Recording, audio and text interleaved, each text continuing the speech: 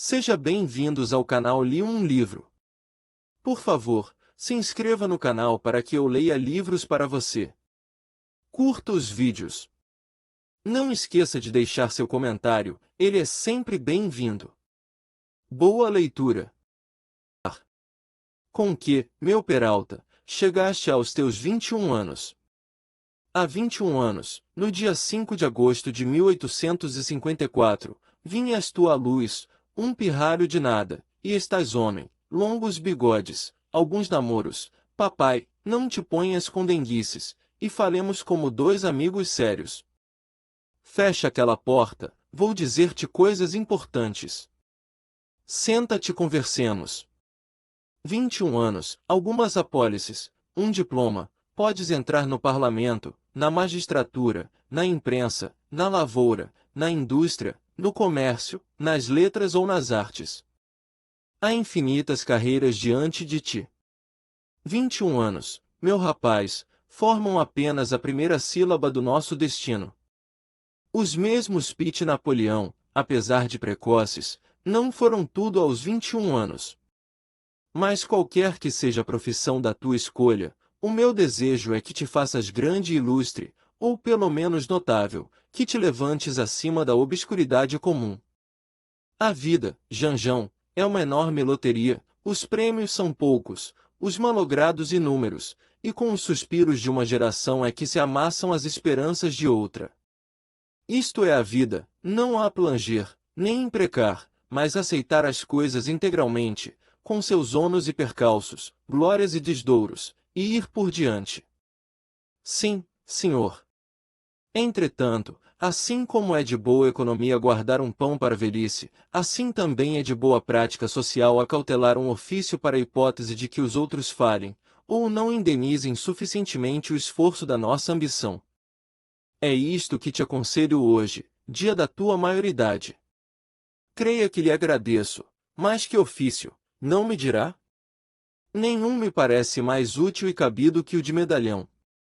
Ser medalhão foi o sonho da minha mocidade, faltaram-me, porém, as instruções de um pai, e acabo como vês, sem outra consolação e relevo moral, além das esperanças que deposito em ti. Ouve-me bem, meu querido filho, ouve-me e entende. És moço, tens naturalmente o ardor, a exuberância, os improvisos da idade, não os rejeites, mas modera-os de modo que aos 45 anos possas entrar francamente no regime do aprumo e do compasso. O sábio que disse, a gravidade é um mistério do corpo, definiu a compostura do medalhão.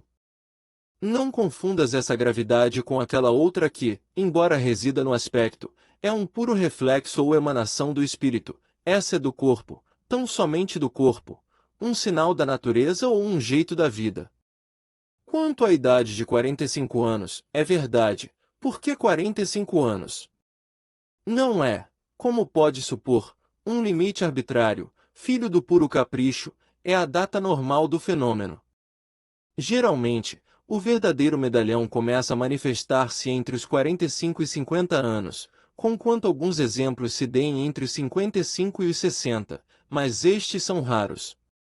Há os também de 40 anos, e outros mais precoces, de 35 e de 30, não são, todavia, vulgares. Não falo dos de 25 anos, esse madrugar é privilégio do gênio. Entendo. Venhamos ao principal. Uma vez entrado na carreira, deves pôr todo o cuidado nas ideias que houveres de nutrir para uso alheio e próprio. O melhor será não as ter absolutamente, coisa que entenderás bem, imaginando, por exemplo, um ator defraudado do uso de um braço. Ele pode, por um milagre de artifício, dissimular o defeito aos olhos da plateia, mas era muito melhor dispor dos dois. O mesmo se dá com as ideias, pode-se, com violência, abafá-las, escondê-las até a morte, mas nem essa habilidade é comum, nem tão constante esforço conviria ao exercício da vida. Mas quem lhe diz que tu, meu filho, se me não engano, pareces dotado da perfeita inópia mental, conveniente ao uso deste nobre ofício? Não me refiro tanto à fidelidade com que repetes numa sala as opiniões ouvidas numa esquina, e vice-versa, Porque esse fato, posto indique certa carência de ideias, ainda assim pode não passar de uma traição da memória. Não, refiro-me ao gesto correto e perfilado com que usas expender francamente as tuas simpatias ou antipatias acerca do corte de um colete, das dimensões de um chapéu, do render ou calar das botas novas. Eis aí um sintoma eloquente, eis aí uma esperança, no entanto, podendo acontecer que, com a idade, venhas a ser afligido de algumas ideias próprias, urge aparelhar fortemente o espírito. As ideias são de sua natureza espontâneas e súbitas, por mais que as sofreemos, elas irrompem e precipitam-se. Daí a certeza com que o vulgo, cujo faro é extremamente delicado, distingue o medalhão completo do medalhão incompleto. Creio que assim seja, mas um tal obstáculo é invencível. Não é, há um meio, é lançar mão de um regime debilitante, ler compêndios de retórica, ouvir certos discursos, etc. O voltarete, o dominó e o viste são remédios aprovados. O viste tem até a rara vantagem de acostumar ao silêncio, que é a forma mais acentuada da circunspecção. Não digo mesmo da natação, da equitação e da ginástica, embora elas façam repousar o cérebro, mas por isso mesmo que o fazem repousar, restituem-lhe as forças e a atividade perdidas. O bilhar é excelente. Como assim, se também é um exercício corporal? Não digo que não, mas há coisas em que a observação desmente a teoria. Se te aconselho excepcionalmente o bilhar é porque as estatísticas mais escrupulosas mostram que 3/4 partes dos habituados do taco partilham as opiniões do mesmo taco.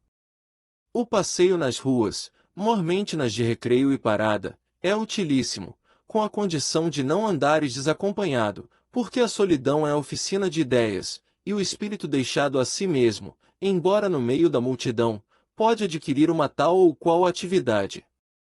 Mas se eu não tiver à mão um amigo apto e disposto a ir comigo? Não faz mal, tens o valente recurso de mesclar-te aos pasmatórios, em que toda a poeira da solidão se dissipa. As livrarias, ou por causa da atmosfera do lugar, ou por qualquer outra razão que me escapa, não são propícias ao nosso fim, e, não obstante, há grande conveniência em entrar por elas, de quando em quando, não digo as ocultas, mas as escâncaras. Podes resolver a dificuldade de um modo simples. Vai ali falar do boato do dia, da anedota da semana, de um contrabando, de uma calúnia, de um cometa, de qualquer coisa, quando não prefiras interrogar diretamente os leitores habituais das belas crônicas de Mazade. 75% desses estimáveis cavalheiros repetir-te-ão as mesmas opiniões, e uma tal monotonia é grandemente saudável. Com este regime, durante 8, 10, 18 meses, suponhamos 2 anos, reduzes o intelecto, por mais pródigo que seja, à sobriedade, à disciplina, ao equilíbrio comum. Não trato do vocabulário, porque ele está subentendido no uso das ideias, há de ser naturalmente simples, tíbio, apoucado, sem notas vermelhas, sem cores de clarim, isto é o diabo. Não poder adornar o estilo, de quando em quando, podes empregar umas quantas figuras expressivas, a hidra de Lerna, por exemplo, a cabeça de Medusa, o tonel das Danaides, as asas de Ícaro, e outras, que românticos, clássicos e realistas empregam sem desar, quando precisam delas. Sentenças latinas, ditos históricos, versos célebres, brocardos jurídicos, máximas, é de bom aviso trazê-los contigo para os discursos de sobremesa, de felicitação ou de agradecimento. Cavit Consulis é um excelente fecho de artigo político, o mesmo direi dos civis passem para Bellum. Alguns costumam renovar o sabor de uma citação intercalando-a numa frase nova, original e bela, mas não te aconselho esse artifício, seria desnaturar-lhe as graças vetustas. Melhor do que tudo isso, porém, que afinal não passa de mero adorno, são as frases feitas, as locuções convencionais, as fórmulas consagradas pelos anos, incrustadas na memória individual e pública. Essas fórmulas têm a vantagem de não obrigar os outros a um esforço inútil. Não as relaciono agora, mas falo-ei por escrito. De resto, o mesmo ofício te irá ensinando os elementos dessa arte difícil de pensar o pensado. Quanto à utilidade de um tal sistema, basta figurar uma hipótese. Faz-se uma lei, executa-se, não produz efeito, subsiste o mal.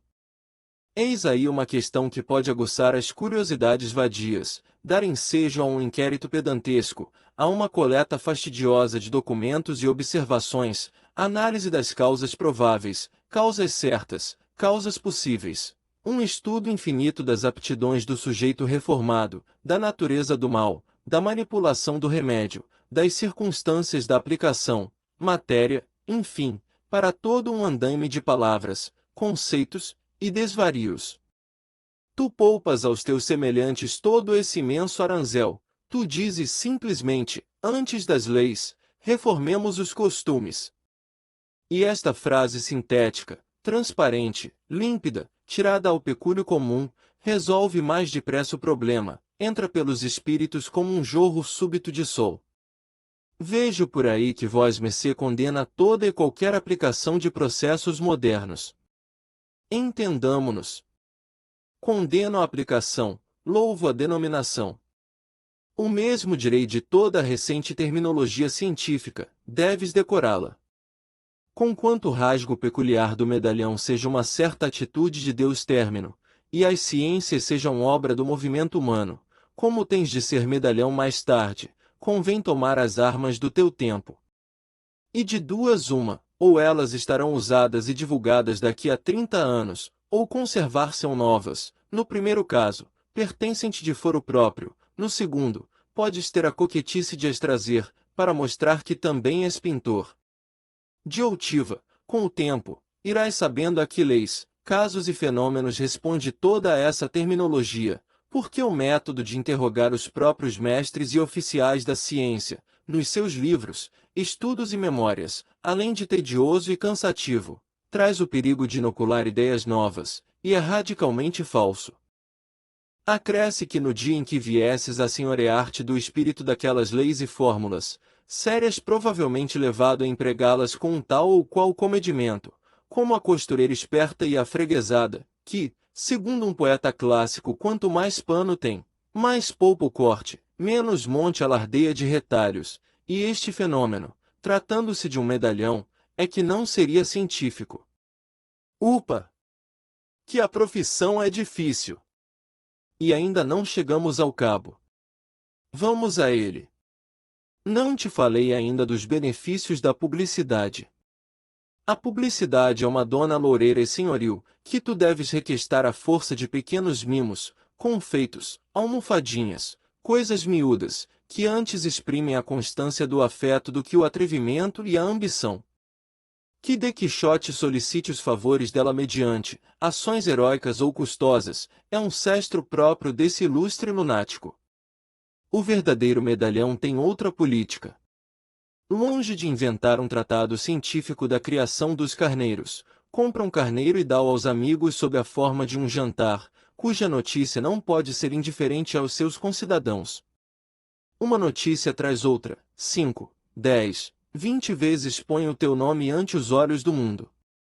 Comissões ou deputações para felicitar um agraciado, um benemérito, um forasteiro, têm singulares merecimentos, e assim as irmandades e associações diversas, sejam mitológicas, cinegéticas ou coreográficas. Os sucessos de certa ordem, embora de pouca monta, podem ser trazidos a lume, contanto que ponham em relevo a tua pessoa. Explico-me. Se caíres de um carro, sem outro dano, além do susto, é útil mandá-lo dizer aos quatro ventos, não pelo fato em si, que é insignificante, mas pelo efeito de recordar um nome caro às afeições gerais. Percebeste? Percebi. Essa é a publicidade constante, barata, fácil, de todos os dias, mas a outra. Qualquer que seja a teoria das artes, é fora de dúvida que o sentimento da família, a amizade pessoal e a estima pública instigam a reprodução das feições de um homem amado ou benemérito. Nada obsta que sejas objeto de uma tal distinção, principalmente se a sagacidade dos amigos não acharem-te repugnância. Em semelhante caso, não só as regras da mais vulgar polidez mandam aceitar o retrato ou o busto, como seria desazado impedir que os amigos o expusessem em qualquer casa pública. Dessa maneira o nome fica ligado à pessoa. Os que houverem lido teu recente discurso, suponhamos, na sessão inaugural da União dos Cabeleireiros, reconhecerão na compostura das feições o autor dessa obra grave, em que a alavanca do progresso e o suor do trabalho vencem as falsidades da miséria.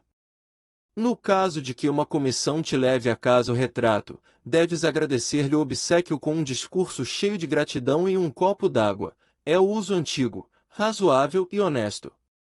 Convidarás então os melhores amigos, os parentes, e, se for possível, uma ou duas pessoas de representação.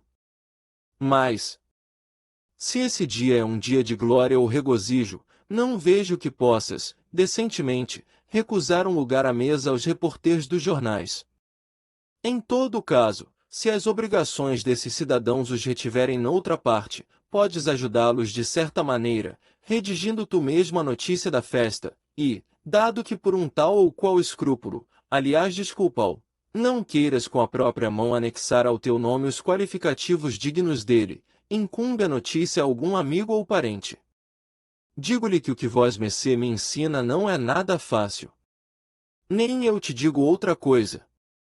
É difícil, come tempo, muito tempo, leva anos, paciência, trabalho, e felizes os que chegam a entrar na terra prometida. Os que lá não penetram, engole-os a obscuridade. Mas os que triunfam.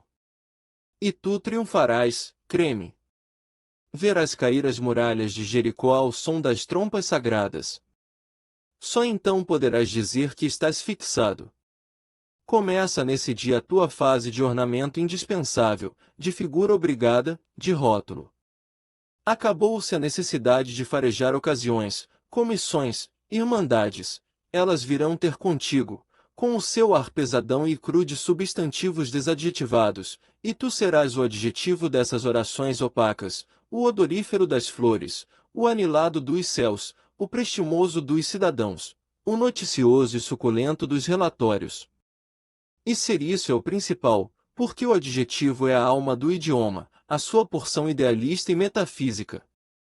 O substantivo é a realidade nua e crua, é o naturalismo do vocabulário. E parece-lhe que todo esse ofício é apenas um sobressalente para os déficits da vida? De certo, não fica excluída nenhuma outra atividade. Nem política. Nem política. Toda a questão é não infringir as regras e obrigações capitais. Podes pertencer a qualquer partido, liberal ou conservador, republicano ou ultramontano, com a cláusula única de não ligar nenhuma ideia especial a esses vocábulos, e reconhecer-lhes somente a utilidade do cibolete bíblico. Se for ao parlamento, posso ocupar a tribuna? Podes e deves, é um modo de convocar a atenção pública. Quanto à matéria dos discursos, tens a escolha, ou os negócios miúdos, ou a metafísica política, mas prefere a metafísica. Os negócios miúdos, força é confessá-lo, não desdizem daquela chateza de bom tom, própria de um medalhão acabado, mas, se puderes, adota a metafísica, é mais fácil e mais atraente. Supõe que desejas saber por que motivo a 7ª Companhia de Infantaria foi transferida de Uruguaiana para Cambuçu. Serás ouvido tão somente pelo ministro da Guerra, que te explicará em 10 minutos as razões desse ato. Não assim a metafísica. Um discurso de metafísica política apaixona naturalmente os partidos e o público, chama-os a partes e as respostas. E depois não obriga a pensar e descobrir. Nesse ramo dos conhecimentos humanos tudo está achado, formulado, rotulado, encaixotado, é só prover os alforjes da memória. Em todo caso, não transcendas nunca os limites de uma invejável vulgaridade. Farei o que puder. Nenhuma imaginação? Nenhuma, antes faze correr o boato de que um tal dom é ínfimo. Nenhuma filosofia? Entendamo-nos, no papel e na língua alguma, na realidade nada. Filosofia da história, por exemplo, é uma locução que deves empregar com frequência, mas proíbo-te que chegues a outras conclusões que não sejam as já achadas por outros. Foge a tudo que possa cheirar a reflexão, originalidade, etc., etc., também ao riso. Como ao riso? Ficar sério, muito sério, conforme. Tens um gênio folgazão, prazenteiro, não has de sofreá-lo nem eliminá-lo, podes brincar e rir alguma vez. Medalhão não quer dizer melancólico. Um grave pode ter seus momentos de expansão alegre. Somente, e este ponto é melindroso, diga, somente não deves empregar a ironia, esse movimento ao canto da boca, cheio de mistérios, inventado por algum grego da decadência, contraído por Luciano, transmitido a Swift e Voltaire, feição própria dos céticos e desabusados. Não. Usa antes a chalaça, a nossa boa chalaça amiga, gorducha, redonda, franca, sem biocos, nem véus, que se mete pela cara dos outros, estala como uma palmada, faz pular o sangue nas veias, e arrebentar de risos suspensórios. Usa a chalaça. Que é isto? Meia-noite. Meia-noite? Entras nos teus 22 anos, meu Peralta, estás definitivamente maior. Vamos dormir, que é tarde. Rumina bem o que te disse, meu filho. Guardadas as proporções, a conversa desta noite vale o príncipe de Machiavelli. Vamos dormir. Fim. Obrigado por me deixar ler o livro para você. Siga o canal Li um Livro, para que eu continue lendo livros para você. Foi um prazer, até a próxima leitura juntos. Não esqueça de deixar seu comentário, ele é sempre bem-vindo. Até breve.